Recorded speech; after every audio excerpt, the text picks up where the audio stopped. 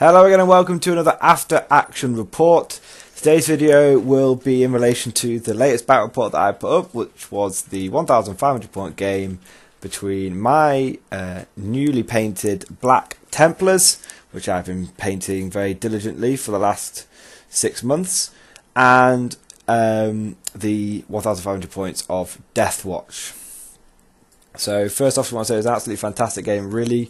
I think a really good outing for the Templars in their first game. I'm still learning a lot about the Templars. It's a big change for me playing that army than it is to playing my Imperial Guard, of course. And also the models that I have painted up aren't necessarily the ones that I would use in my competitive list. So I was kind of stuck with using which painted models I had, but even so I still think there was a good list there and that it did do what I wanted it to do. So just going over my list, of course, basically had the 2 squads of Crusaders in the Land Raider and the 2 squads of Crusaders out of the Land Raider, and then I had obviously my deep striking elements. I sort of split my force into 3 distinct roles. So the 2 foot-stalking Crusader squads, their job was kind of to hold on to objectives, and if they needed to defend them, then they've got enough bodies there, especially in cover, to be able to defend them. They've got melter guns, they've got plasma guns, so they can do a bit of shooting, and they've also got power weapons in there. So they're a good defensive all-round, sort of tactically flexible unit. If I need them to go charging up the field, they can go charging up the field. If I need them to stay back and defend, they can stay back and defend. So they're a good multi-purpose unit. And I found 10-man Crusader squads in that format, which are going to be generally operating without Crusader squads, are pretty good. The neophytes help you save 20 points off every tactical squad, as it were. They also help add to the choppiness of the unit. I mean, at the end of the day, a neophyte is just as good at cutting someone up as an initiate with a chainsword. So yeah, I definitely feel like that they're quite a tactically flexible unit. They've got a bit of shooting, good amount of durability, and they can chop things up pretty well as well. Going on to the Crusader squads that were in the Land Raider with the Empress Champion and the and Chaplain Lazarus. That's a tried and tested combination. That's what I've been using for a long time. Generally, what that force allows me to do is drive up to my opponent, hosing them down with lots and lots of small arms fire, and then get out and just chop them up. Didn't really get a chance to do all that much this game, but I still got to. I guess it's just a testament to the flexibility of that squad, that even though they weren't doing their intended role, they still cleared out my backfield. They were able to advance up to the midfield, providing good covering fire. They were able to hold, the units inside were able to hold objectives, and at the same time go on the offensive and keep my opponent distracted long enough to help me secure the draw, which is good. The Storm Talon I don't normally take, to be honest, but again I needed that to fill out the points. I think that performed really, really well, and I've got another Storm Talon that I could build and use, so I'm actually thinking of maybe adding another sort of air wing to my force, because it definitely provided me with a good amount of long range firepower. Whenever I've used a Storm Talon in 8th, I've always been very impressed by them. So and then the final part of the list obviously was the Sword Brethren, the Tactical Terminators, and the Vanguard Veterans. They normally do a lot better. I was incredibly unlucky, and my opponent was incredibly lucky. Normally they drop down and they do a significant amount of damage, and they are able to then take a beating. And instead what happened is they dropped down. I missed with all 3 of my plasma pistols, which I was kind of relying on to cut through the armour of the units that were in cover, of that kill team that was in cover. I rolled very poorly in general with my Terminators. They'd been rushed out of the teleportarium, And then so they didn't do a lot of damage, but I thought, well, at least they'll be able to take a punch. But as you saw, they got cleared out by a Dorado. The Terminators, just for clarification, I had to make 7 3+ saves with my Terminators, and each one of those saves did 2 wounds because it's from the Dorado. Now, what you've got to appreciate there is the Dorado gets 8 shots. After it had moved, so it would be hitting on 3s, so after it had moved, it got set, with no character support, it got 7 hits. And then, it got no 1s to wound, even though it was wounding on 2, but it should have got, statistically, it should have hit with about 5 shots, and then should have maybe only wounded with 4.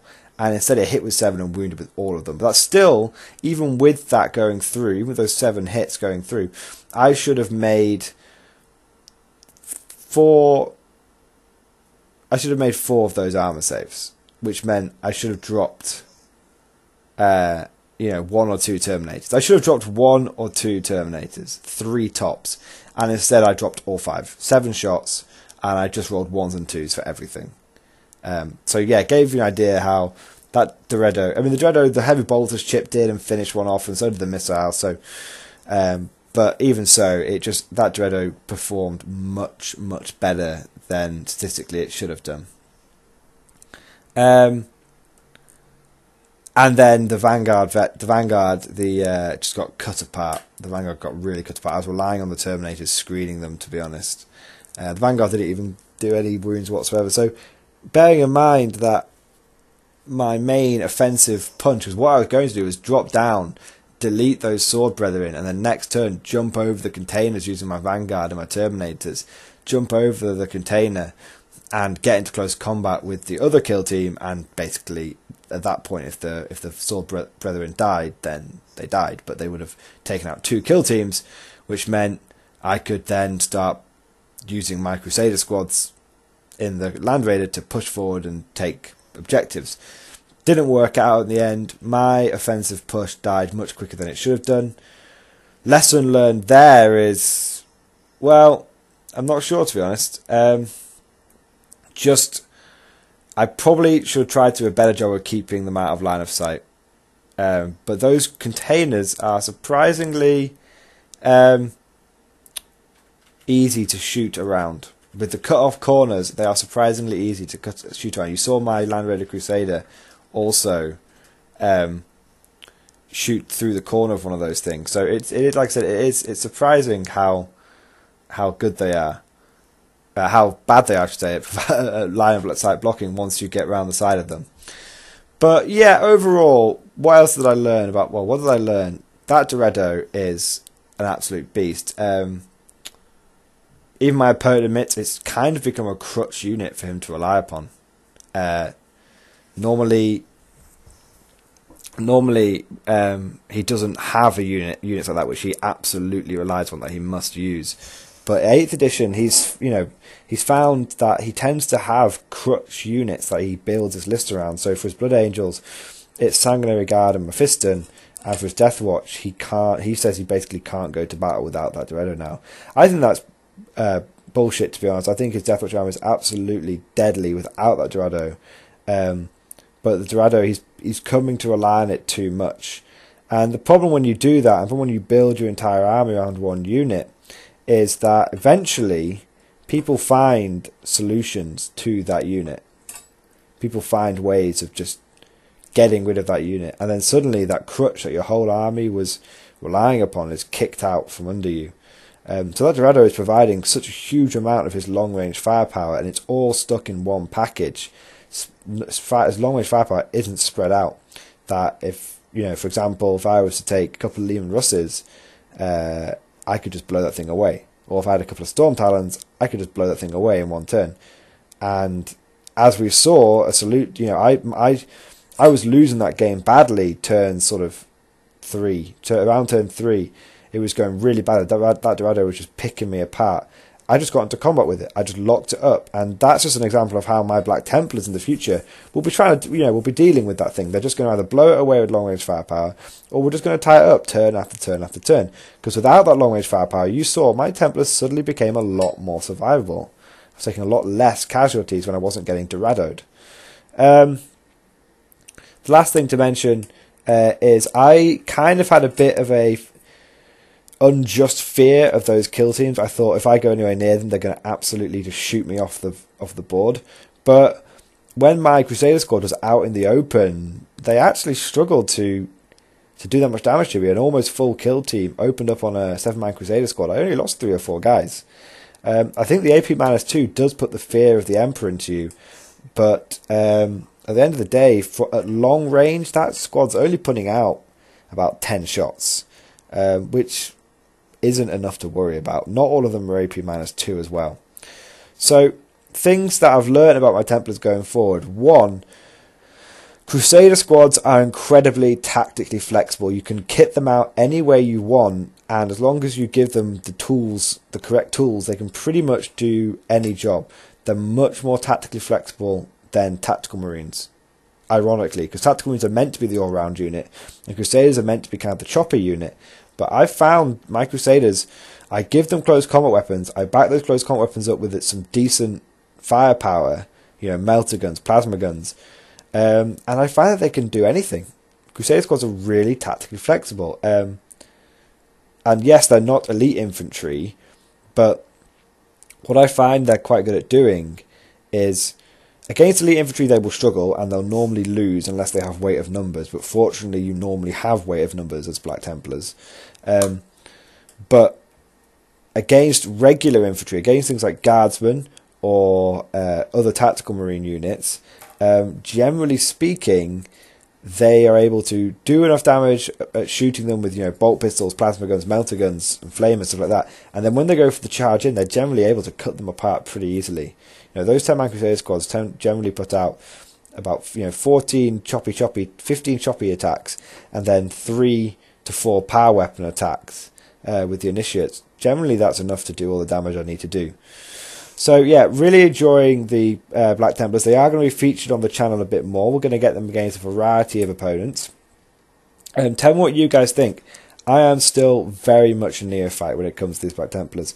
I've played a few games with them, but no 1-2 game has ever really been the same in terms of the list I've been using, just because it's been based on the models that I've just been using at the time.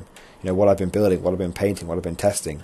So I'm still very much learning, very much a trainee. So if you guys, Black Templar players, or even just Space Marine players, which have seen the battle report, yeah, please can you just give me some tips, tell me what you think I could do to improve. I think there was a chance I could have won that game. This is the last thing I'm going to say, because I'd done 8 wounds to that Dorado, and I was just absolutely shattered. I think that was like the 3rd battle report I'd recorded that weekend. I was absolutely shattered. And so I didn't even think, but I had that Crusader squad that was at the back holding one of my objectives. They had a plasma gun and a melter gun. I could have moved those into range, crack grenade, double tap plasma, melter gun, damned the overcharge, because it was the last turn. Probably could have killed that Dorado, and I could have won the game by 1 point. That's what I think I may have been able to do. Dorado taking 8 wounds. I think I had 4, 6 left. Definitely a chance I could have done to damage that thing. But, benefit of hindsight, I was perfectly happy with the draw. You can't complain with the draw because you haven't lost. And that's the important thing. So, yeah, but anything else that you guys think? And also give me lots of feedback. Did you enjoy watching the Templars? And yeah, that's it. So, thank you for watching, and I'll see you guys next time.